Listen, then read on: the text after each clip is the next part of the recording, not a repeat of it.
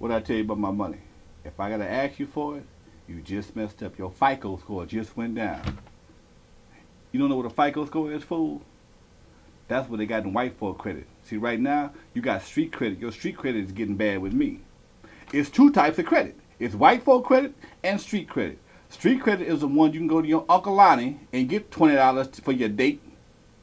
And white folk credit is when you want to buy that car and they run the Equifax and the Experian and TransUnion on you, and they find out what your FICO score is. If your ass don't score high enough, you won't get it. Or if you get it and you score low, they're going to charge you a lot of money for it.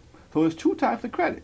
Right now, your Uncle Lonnie FICO score just dropped down about 10 points. Where my $20 at? You just like Reggie. I told Reggie the same thing. You know what? You boys is hard-headed, okay? You're hard-headed. When somebody tell you something, you better listen to them, because this old game, ain't a whole bunch of it going around. But when you get some, you better use it to your advantage. Reggie had a car. Somebody stole the rims. The fool stopped paying for the rims. That's all right. You know what, though? When he wanted to get something else, he learned the hard way about paying your bills. Boy had a beautiful girl living with his mama. How you going to get something living with your mama? So he wanted to buy a house. Shh. He couldn't get a box of crackers. But check him out.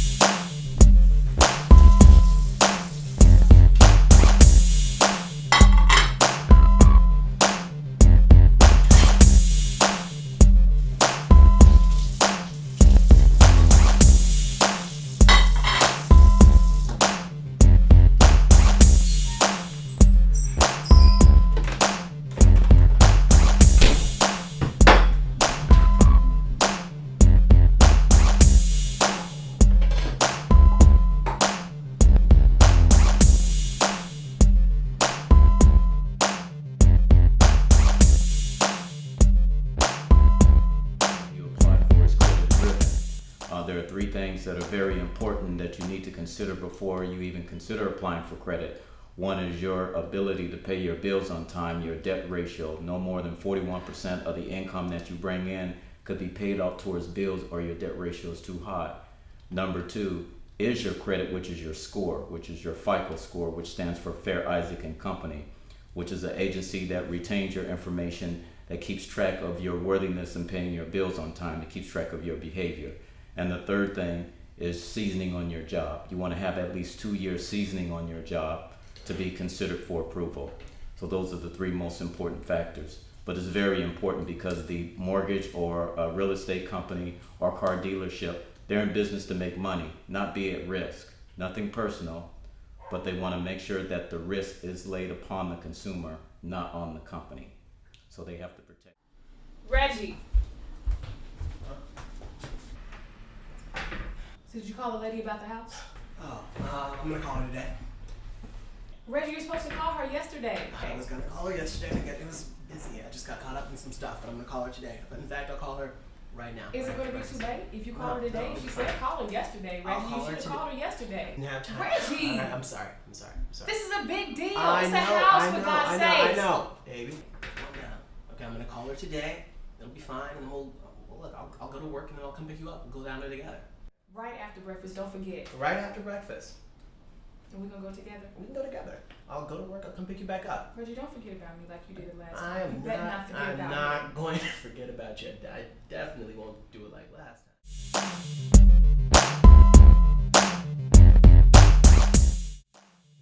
How long you've been on your job. You have to have longevity. You can't have short-term on a job. Say, for example, you've worked at a restaurant and you've only been there for 6 months. but you have short time there and then you skip over to another job. That's not longevity enough to prove to the creditor that you're able and capable of being able to pay those bills for a long period of time. So you have to have a decent track record of being there, at least 2 years seasoning. I'll come get you. We'll go see the houses. We'll pick one out. Find one that you like. One better than this. I'll pick the one I like. Any house I like. No, any house that you like. Okay. Okay. So, we cool? We alright. Okay. American Dream Realty, this is Diane speaking. Hi. Yeah, this is Reggie Anderson. I wanted to talk to someone about purchasing a property. Oh, great. Have you ever bought a house before? No, I haven't. Great. An investment in a house will be the best investment you'll ever make in your life. Have you spoken to a lender to get pre-qualified for a loan? No. Okay, well, I can help you with that. We can run a credit check on you, and we can find out what the status is here. But first, I'll need to get some information from you. Can you give me your name, and how exactly do you spell it? Okay, that's Reggie, Reggie, Anderson, Anderson. Right, that's Edward. August 30th, 1983. Do you have any idea how your credit is, Reggie? No. Okay, well, what I'm going to do is I'm going to check this, and I will call you back. Okay. Great, thanks. Bye.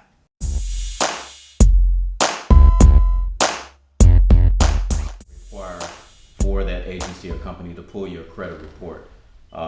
Anything to do with banking, finance, or any type of executive job, your score is very important. They will not hire someone with a very low credit score and you have to deal with the public and dealing with money. That is very risky to the employer. So it's very important to maintain your score. That's something you want to exercise and work on way before you even apply for that job. Because if you do it the other way around, you've exposed your current situation, so you want to address it. Are you? Okay. Bye. Bye. Have a good day. You too. Don't forget about my dream house. Dream house. The dream house. 6 bedroom. Yeah, pool. Cool.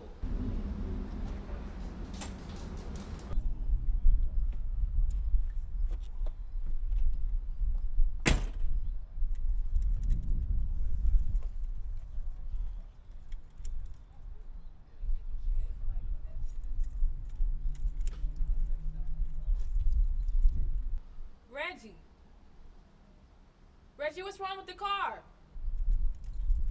1 minute, baby. The car won't start? Reggie, the car's not starting?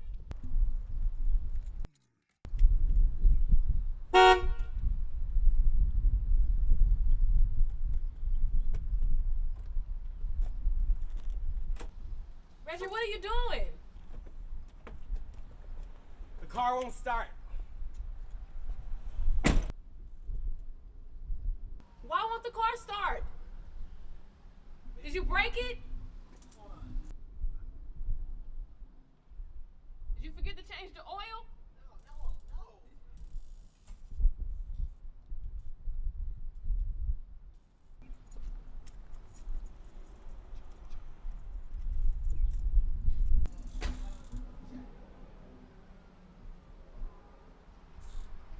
Reggie, I told you should have changed the muffler. I told you that. Change the muffler? Well, that's what that mechanic said, something about a muffler. Reggie, I think it's the tires. What's wrong with the tires? The tires are low. Look at the one at the right. It looks kind of low. The engine isn't working. What are you talking about the tires? I'm just trying to help you out. I don't know. Baby, what's wrong with the car? Baby, we need our car. Baby, I gotta get to work. I gotta get to work. I'm gonna take the bus. I'll deal with this later. I'll call you later. Poor Reggie. Car ain't working. Hope his bus pass is working. Reggie! Poor fool.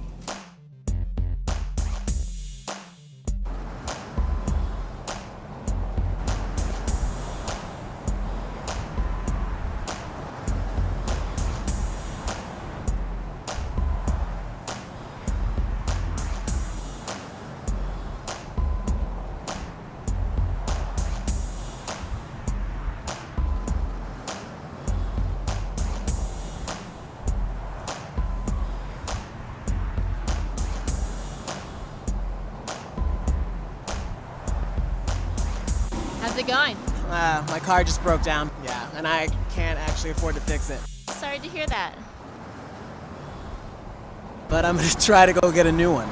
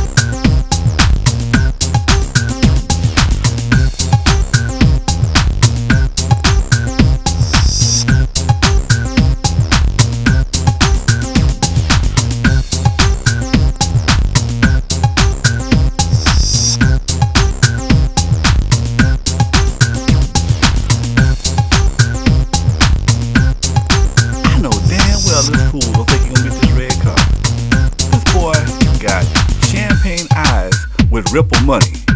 Cold fool.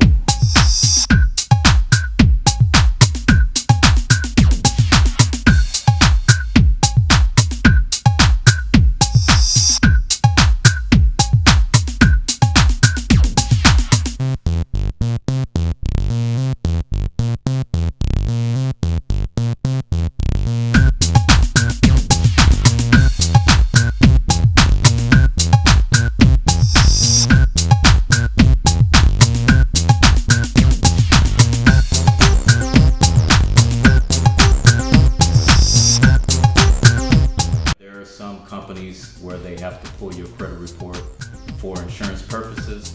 It's very important to address your credit for anything you apply for nowadays. Credit is very vital and important. When it comes to mortgages, a low credit score is anything below 550 and below is D credit. 550 and 579 is C, 579, 599 is B credit, and 600 plus is A minus, and 640 and above is A.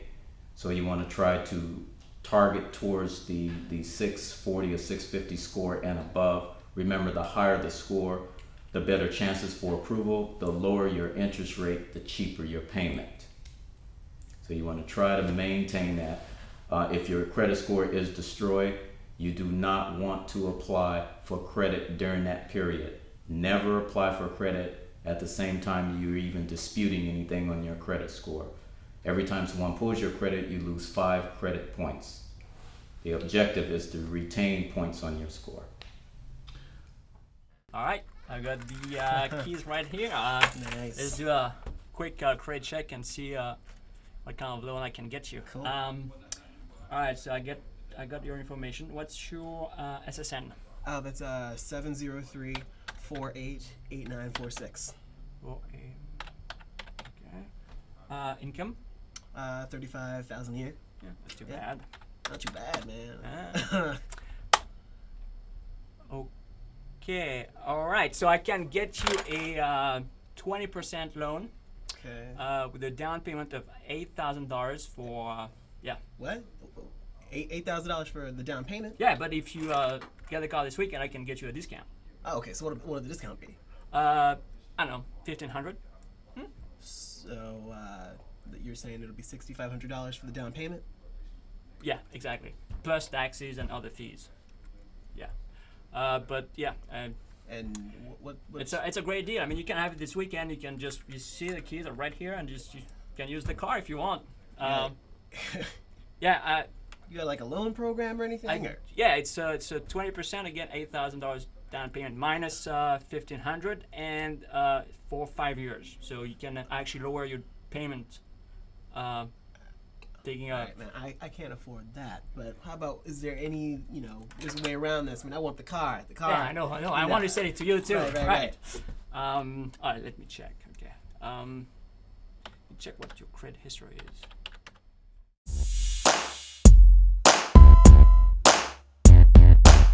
Ways you can add points to your credit score. One way is to have a long track record, a consistency of maintaining your bills in a timely manner. Another way is you can improve your score is there are some strategies you can utilize. You can pay down on an account. You want to decrease the balance from the credit limit. You want to decrease the balance based on the credit limit at least about 50% of what the credit limit is. It will raise the score. If you don't have the funds to decrease the credit limit below 50%, if you paid on that account on time, you would want to call the finance or credit company and ask them if they can extend your credit limit. Remember, the higher the credit limit, the lower your balance. It keeps your credit score up. But if it's Yeah, I'm sorry. I can see a lot of unpaid bills. Like 2 years ago, you didn't pay like car rims. That car was stolen, man. I didn't get to Yeah. use those rims. I'm sorry about this. But anyway, I mean, if you get the car today, maybe I can get you a $2,000 discount and with a loan, and you can have. I mean, it's a good deal. I can't put down $6,500 right now. All right, so maybe you can. We've got other cars if you want, like used cars for like $4,000. If you want to. And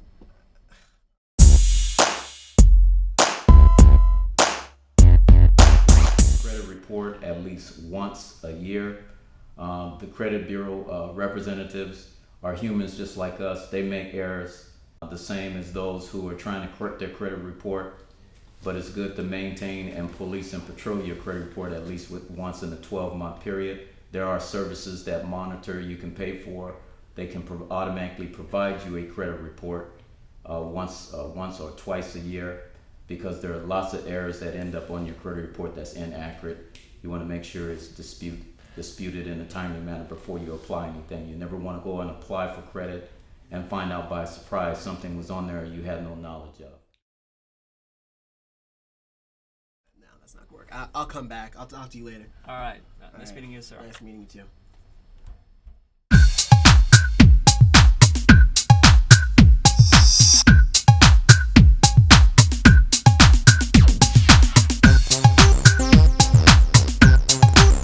Thank you for coming in today. I wanted to discuss your credit and your scores and the possibility of you buying a house. Now, there's two ways a person normally can buy a house.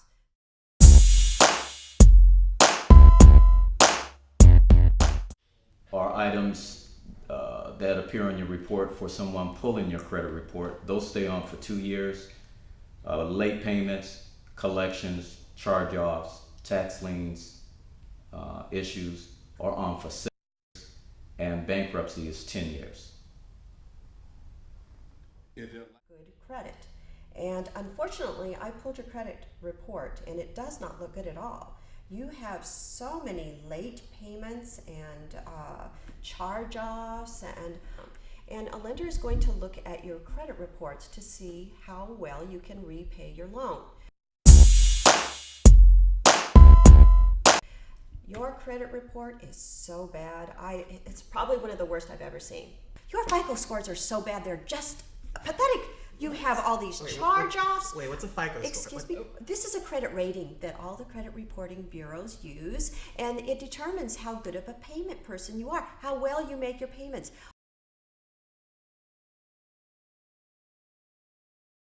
Bankruptcy, once you've liquidated, depends on type of bankruptcy that you applied for. You discharge your debt. If it's a Chapter 13, that's a wage earner plan. I highly recommend. That's one of the worst bankruptcies to apply for, especially if you're not sure if you have the ability to do that wage earner plan, payment plan. The best way is to totally liquidate your debts. I'm not an attorney, so I would advise someone to give you that type of legal advice. But if you see no way out to pay your obligations, you would probably want to choose a Chapter 7, liquidate your debt, start all over because you have no debt obligations. It shouldn't be an excuse for you to maintain your responsibilities. You have to stay current. You're on a probation for about a 2-year period before you can be considered for approval to apply for a house. No, wait, hold on. And debt.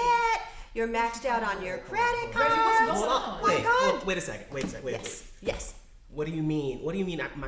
How This poor fool's credit so You don't pay bad. your bills. He didn't even pay attention in school. I pay my bills. You don't pay them on time. I pay my bills. I pay my bills. Well, I'm really sorry, but you know, these credit report bureaus, they're not wrong. And your scores speak for themselves. And What so scores? your FICO scores, those are your credit scores. They're credit reporting bureaus. They're like Big Brother. They watch over It's you, a and every credit time bureau, you Reggie. don't You haven't been paying your bills on credit. time. That's how a lender looks at you, and he decides whether or not you're responsible enough to give a loan to, and he does not think you are. So I would And say now he wants a house. I would give Lord have mercy. He gonna learn the hard way. But he gonna learn. Pay off your debt and improve your scores, or maybe get another education, another job that pays more money because you're not making it with what Okay. you're making. This is crazy. Reggie, what happened? What's going on?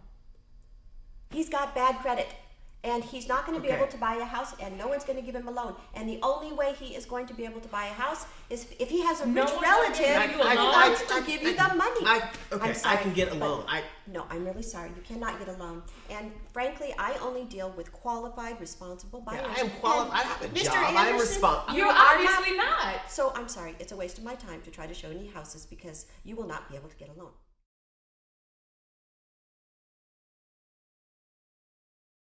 Won't grow a pair of shoes and just walk away. You have to be bold and address it, especially if you have a hunger and a thirst to apply for something you want to accomplish in your life, such as a home or a car.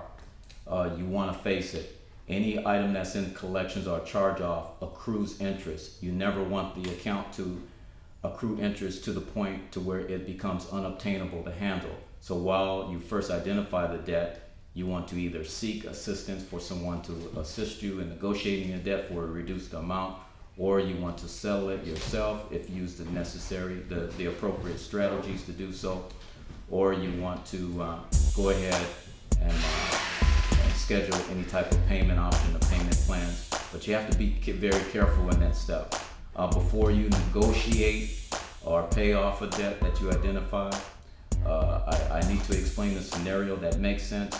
And it would make sense as far as you wanting to have that item corrected on your credit report when you start disputing.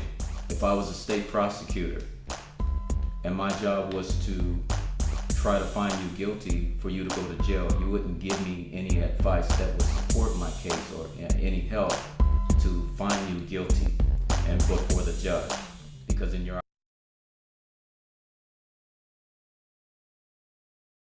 therefore you wouldn't negotiate, conversate, or agree to anything.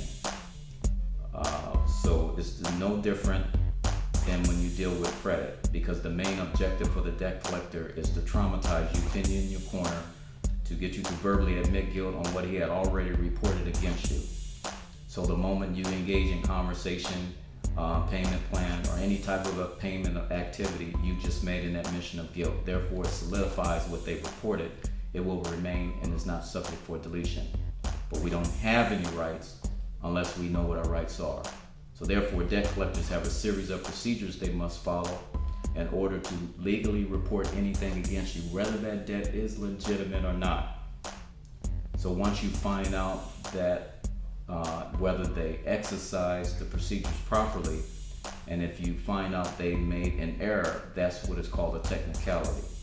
So now you have the item corrected based on the technicality, then you come in the back door and you have conversation with the debt collector that you want to negotiate the debt for payoff by settlement, because you met your objective up front. You got it based and removed on the technicality.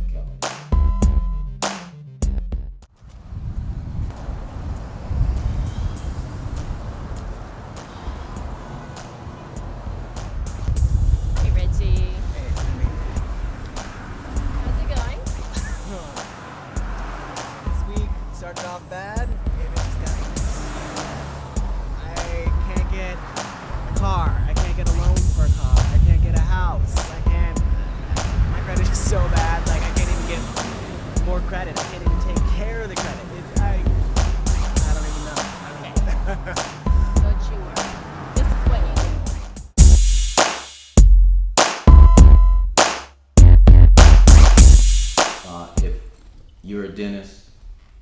wouldn't want to do a doctor's job, or if you're a gardener, you wouldn't want to do the work of a psychologist. It's always good to seek advice and assistance from someone who professionally experienced in that field of business. Personally, I wouldn't address it the moment you make a wrong statement or admission of guilt to anything. Then it will solidify that item remaining on your file. But some individuals have had experience of having success in disputing issues on their credit report, but some of the more difficult items, it becomes impossible and they end up getting frustrated. So I would highly recommend to seek assistance and help from someone that's viable, who's certified and very experienced to assist you and comply with all the rules that you're entitled to, and know the ins and outs of how to be able to successfully handle your credit and restore it to a more positive creditworthy condition so you can apply.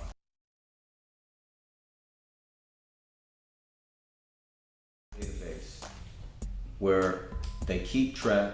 Once an item becomes, it's called obsolete, that item is supposed to automatically fall off after that period, when that time period is up. But that's why it's always very important to pull a copy of your credit report and see if they did just that. Sometimes they drop the ball and they don't do it. So then it's your responsibility to keep track to make sure they've done it. If not, then you have to take the measures to prepare documents, paperwork, and make a submission for them and to alert them, let them know that that item statute of limitation period has exceeded, or it's obsolete now and it's time for it to be removed from the file. And by law, they are required to remove that from your credit report. But just because it's removed from your credit report does not dismiss the obligation.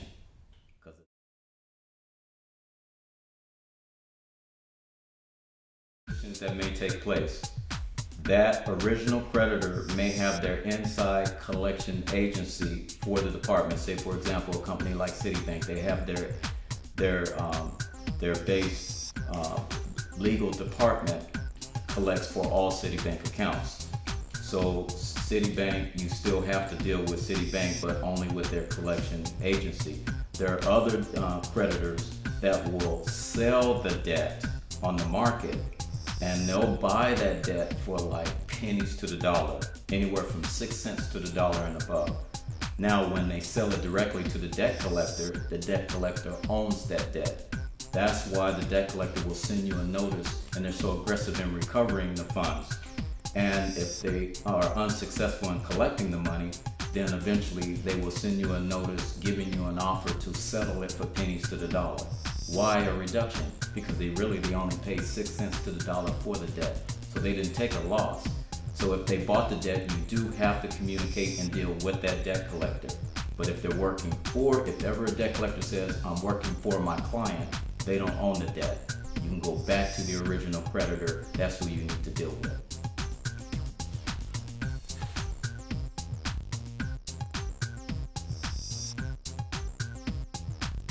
My definition of haunting debt, if I understand you correctly, haunting debt is a debt that'll never go away, such as child support debt, or even owing to the IRS, or even student loans. If you ignore any of those type of debts, what will happen eventually is the collector or the agency you owe the funds to will do a first step called an asset search. How you know if they have actually exercised that first step? Just pull a copy of your credit report, look in the inquiry section, and see if that debt collector's name is on that inquiry list. What they're doing is they're investigating and find out where you live, what you own, any new credit you applied for, and if you bought a new car, and if so, why'd you buy a new car and you still owe them money? So it's actually, they'll become rebellious and very angry, and they'll do an asset search and find out what you own to try to seize your assets. Seize assets, anything from property, bank account, find out where you work, but eventually they'll get their funds. So to keep it from getting to that level, when you first identified they conducted an asset search of unauthorized inquiries where you didn't give them verbal or written approval to pull your credit, that is the first stage of an asset search. You need to take action. Do not rest on it. The account, you don't want to get embarrassed. Go to work and find out from your human resources department that you're not getting a paycheck this week because Human Resources received a court order that your next paycheck, 25-30% of it is taken out. Now you can't make your car payment. Now you have another issue involved. You never wanted to get to that point. So it's very important to address it when you first identify it. If you have a judgment, it accrues interest 10% annually.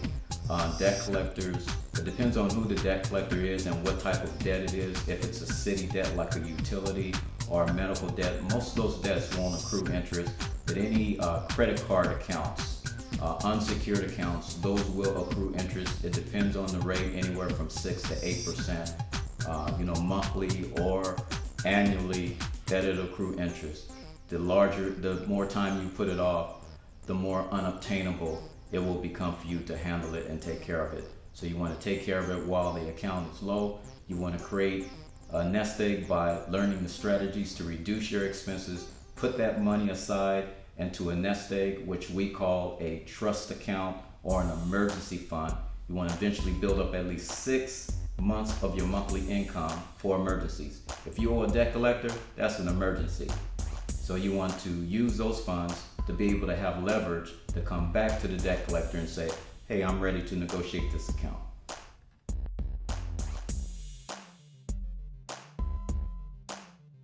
You heard of the term, loose lips sink ships. This is one thing that's very important to do as far as protecting your assets. You want to incorporate yourself, okay? And I wouldn't highly recommend to incorporate yourself in a state where it's required for you to give your name on who owns that corporation. That's not giving you complete secrecy. There are 2 states in the United States that provide complete secrecy to incorporate yourself. From now on, I highly recommend when you buy any type of property or anything that is of value, you let the corporation purchase it. Don't provide your social security number. You let the corporation buy your house. You let the corporation buy your car. You let the corporation open up your bank account. You have your funds. It's deposited into the corporation. The corporation transfer funds to your family trust account, and the trust account sends you a monthly payment every month to pay your monthly obligations.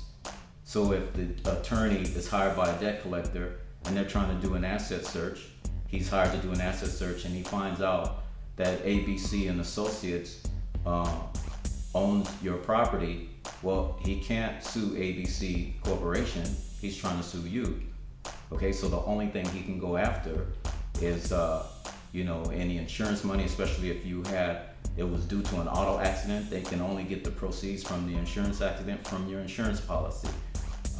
If he can't find any assets at all because the corporation owns anything, then he can go back to the plaintiff and say, well, look, we couldn't find anything on this guy, but if you give me about a $25,000 retainer, I'll do some more research and see if I can find something on you. So it's very important to protect what you work hard for. If you work hard for your money, you want your money to work hard for you, and you want to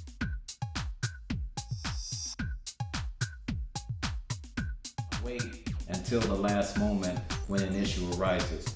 You want to get incorporated and get asset protection way in advance, because if you wait till the last minute, the court may require you to expose under oath what have you purchased or what you have in value for the past 3 years, and you cannot lie, or else you will be committing perjury in front of the judge in court, and which is a jail sentence. So you want to get asset protection way in advance.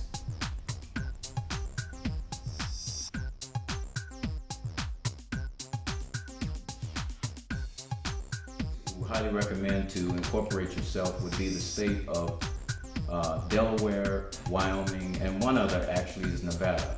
Preferably Wyoming, because Wyoming is one of the only states that provide complete secrecy. The only thing the state of Wyoming is required and authorized to give information on is if that corporation is active or inactive. They are not authorized to give any governmental agency, the IRS, any debt collector, law firm, it doesn't matter who it is, in country or out of country, on who owns that corporation. When you open that corporation, your social security number is not required.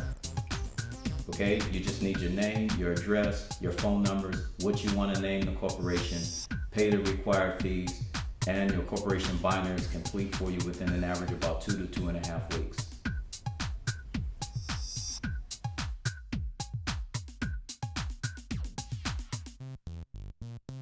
Other than Fair Isaac, you have the three major bureau agencies. You have Experian, TransUnion, and Equifax.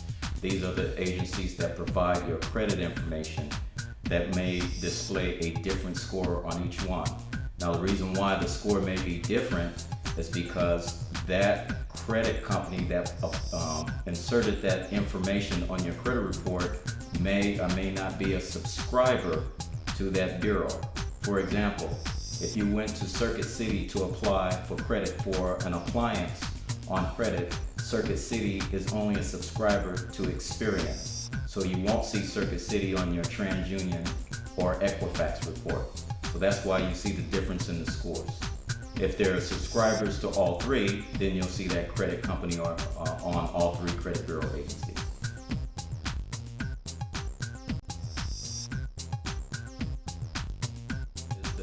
Number one crime in the United States, illegally borrowing someone else's information for your own benefit without your approval. So the very first thing when you identify ethically something appeared on your credit report that you didn't authorize for, the very first step is to file a police report. Get a case number from the police clerk. Then you want to dispute the information with the police department, bring a copy of your credit report, and you want to highlight which items legally you know that are not yours, because the police department will ask, what is your reason for filing a police report for identity theft? Once you do that, you take a copy of the police report and the case number and dispute that item, send it to all three credit bureaus that those items are not yours. And it should come off your credit report. If it doesn't, then you may want to hire someone that can move to the next level with a legal threat to enforce what your consumer rights are in removing that item because it's not ethically yours. What's a hawk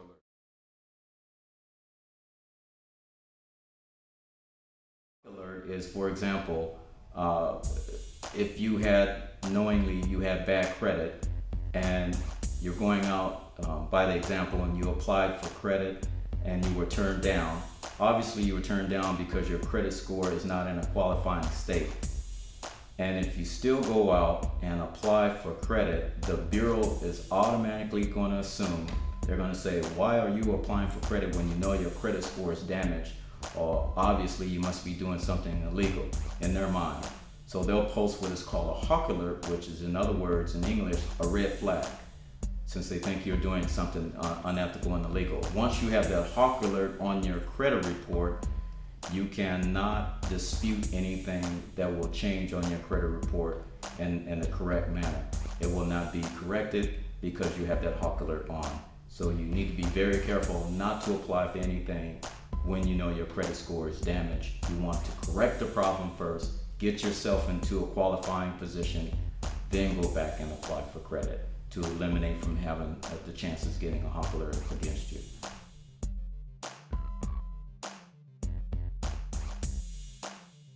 Importantly, there are a lot of people in this world we live in this country. They're trying to beat the system. I highly recommend the system is designed for you to do things the correct way so they can be done ethically. When you're seeking for someone to assist you, if ever you hear the statement, I guarantee to clean everything off your credit score for a high price, you need to turn around and run the other way. If a person has the ability to guarantee, I guarantee you they'll have a house in Malibu, Beverly Hills, and one in Calabasas because they really have it going on, doing real well. No one has that ability to give a guarantee. You want to verify if that person has an office, if he's certified to do what he does. Does he have a good track record, referred from others that has provided excellent customer service? Is he a member of either the Better Business Bureau or the Chamber of Commerce? So those are some of the things that you want to verify. Does he have a website? Does he have business cards? So those are some of the things you want to. I highly recommend to refer to someone who actually had service, satisfied customer service, and check out their website, answer any questions you need to have, to ask them of, and then make a conscious and a wise decision if that's the ethical person you want to assist you to help you out. If you have a credit report no more than, say, 6 months old, you take a copy of that credit report to that landlord or to the creditor and say, hey, I just pulled a fresh copy of my credit report, all 3 bureaus. Can you take a look at this and see if I have the possibility of having a chance of getting approval? When they review it and they say yeah, then you'll ask them, can you use this to grant me approval? Because you don't want to authorize them to shop around, because each lender has to pull their own report to consider you for approval, and all you did is you just lost 20, 30, 40 points of inquiries on your credit score, which will lower your chances of getting approval. If they can use that report, great. Have the finance company or the creditor tell you whether you have the chance of getting approval just by what you see. And if so, then go ahead and have them pull their own if they're required to pull their own, but only pull 1 report if they have.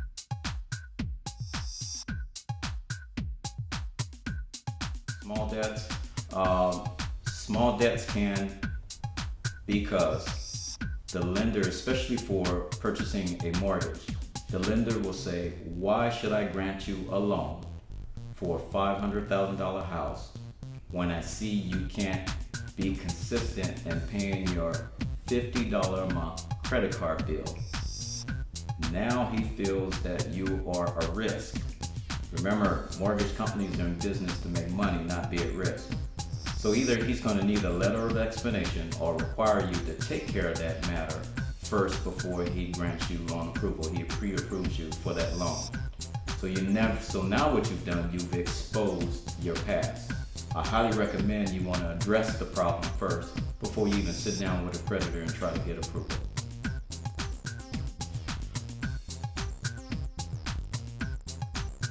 Credit cards are very easy to get. The market now for credit card companies is saturated. The only untapped market is the college student industry. That's the only untapped, unsaturated market. Some of the credit card companies have contracts with some of the major universities to set up a booth in their campuses to sell credit cards to students, because they know that the students don't have the knowledge and the education to be able to be creditworthy and take care of those debts in a timely manner. Credit card companies are banking on that you're going to be late and paying that debt, that credit card bill. Okay, so they made $6 billion alone just in late charges. They also have a clause called universal default. They'll tease you with this low interest rate. And the moment you're late on anything else other than the credit card, if you're late on your car payment, if you're late on your student loan, if you're late on the house payment or any other credit cards that has nothing to do with that one credit card company, now that low interest rate will increase to about 17.99 to 27%. When the rate increases, your payment increases. Now your ability to keep the bill current fades away and you end up being late, and then there's more late charges. Again, they made $6 billion alone in just late charges. Well, it was definitely a tough experience, tough lesson to learn, but one that was worth it. You know, what I heard from the real estate agent wasn't nearly as bad as what I heard from Brenda, my fiance, but you know what, she was right. I needed to take responsibility and learn better habits. I mean, we're looking to get married, and if we're gonna do that, spend a life together, we need to be responsible. I need to step up and take care of my debts and my situation. So that's what I'm doing. I'm learning better habits. I am slowly but surely getting myself out of debt, really paying a lot of the past bills and getting things cleared up. My credit's already in better standing, and we've already actually been approved as far as getting our next house, so we are moving forward. So it's a good thing. I just made some bad decisions and just didn't really take everything into account. You know, I got some expensive rims for my car, but then the car was stolen, and I wasn't using the rims, so I wasn't looking to pay for them every month, which I should have done because everybody still wants their money. I had a cell phone bill that I wasn't entirely paying all of, and I wasn't racking up the entire bill either. You know, I had my friend on the account, and he was spending a lot of money on the cell phone bill, but I wasn't paying it. I wasn't being responsible for it, and in the end, the credit card companies just want their money. They don't care about this was stolen or this wasn't charged by you or whatever. You know, they just want their money. You know, I was try to buy nice things for Brenda. You know, it's a situation that, you know, it's easy to get yourself into it, but it's one you just have to be a lot more cautious about. And that's the lesson I ended up learning. Well, I ended up getting a used car to replace the one that broke down. Spent a lot less money on that as opposed to spending a lot of money on the large car with a huge down payment and then, you know, long-term payments along the way. Beyond that, just being a lot more responsible as far as paying the bills like on time, you know, week by week. It gets really easy to, you know, put it off and be like, oh well, you know, I don't really need to pay this next week. You know, they can wait. There's like a grace period or whatever. You know, you pay your credit card a week late and then you have the late fees and the charges, and you keep doing that over time, and your interest rates change, and there's so many different things that you're not really taking fully into account. And it's so easy to get yourself caught up in that to the point where you can't get a loan for a car, you can't get a loan for a house, and I mean, you're stuck. You could have a relatively decent paying job and you're stuck. I definitely learned a lot from this experience. You know, I know how to be responsible. I know what it means to be responsible, not only for myself, but, you know, for Brenda, the people around me, and I know what I have to do.